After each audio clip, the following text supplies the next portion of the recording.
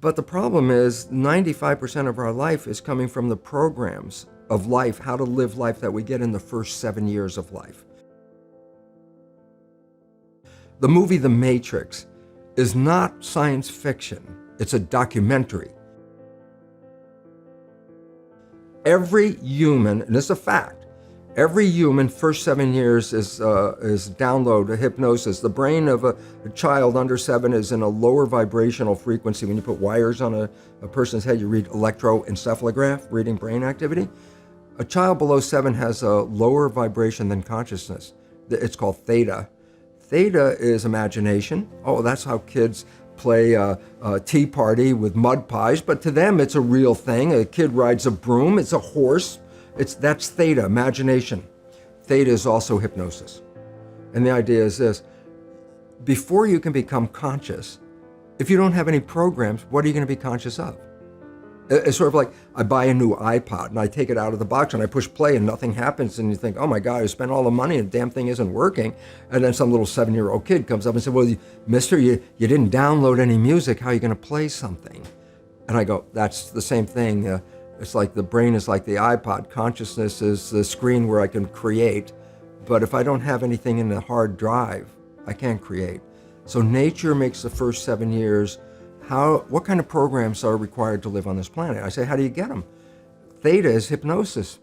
You just watch. You watch your parents, you watch your siblings, and your community, because you have to learn how many 100,000 rules. Think about it. Just to be a functional member of a family and a functional member of a community, there are rules.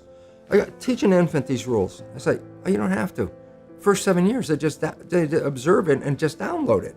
And then I say, well, why is it relevant? Because this is the unfortunate fact. 95% of our life, this is a fact, comes from those programs in the subconscious. Every day, only about 5% of their life are you using conscious, which is creative. 5%. So your life is being lived, even though you think you're living your life. Exactly, and you don't see it because it's called subconscious, below conscious. And the Jesuits, for 400 years, they were boasting. People didn't understand. They say, give me a child until it's 7 and I will show you the man. They've been saying that for 400 years because they knew 7 years was the program period. And 95% of your life after that will be whatever that program is.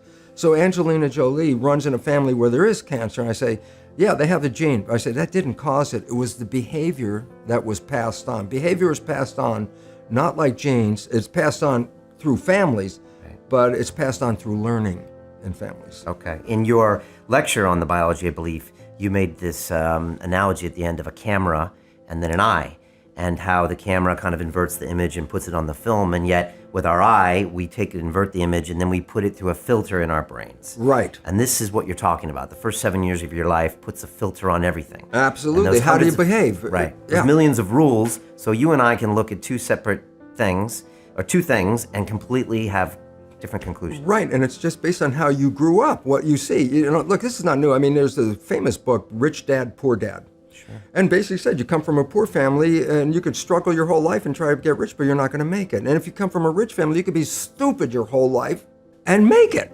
Not because it was thinking, but it was unconscious behavior that was downloaded from rich families into kids, which is unconscious. So they're making the right moves unconsciously. If they engage their conscious mind, then they look stupid, but it's unconscious. And that's the same thing with poor people. Poor people have beliefs from the family.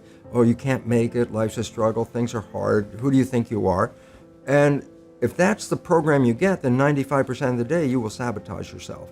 And that's why poor people stay poor and rich people stay rich, because of the programming. We need to raise our children differently. Is that what you're saying? 100%. Conscious parenting. What do we do? Well, we have to recognize, number one, that 95% of our behavior is coming from subconscious. So a child is going to record for 7 years, and they're going to record you. You have a new baby. That baby is going to look at you because you are the parent. The first thing a baby learns in the first week or two of life, who's the parent? Very important, because that's the reference point. If anything goes in their life, they're going to look at the parent first thing. A child on a playground is on a swing, falls off the swing on the ground. First thing it does is look at the parent. If the mother's like, ah, the kid starts crying. But if the mother goes, get up and get back on the swing, the kid gets back up on the swing. It's reflection.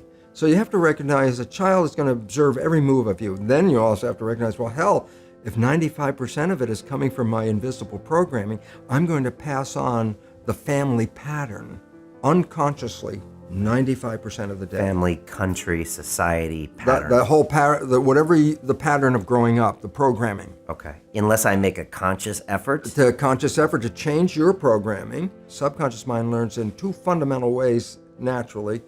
Hypnosis, which is the first 7 years.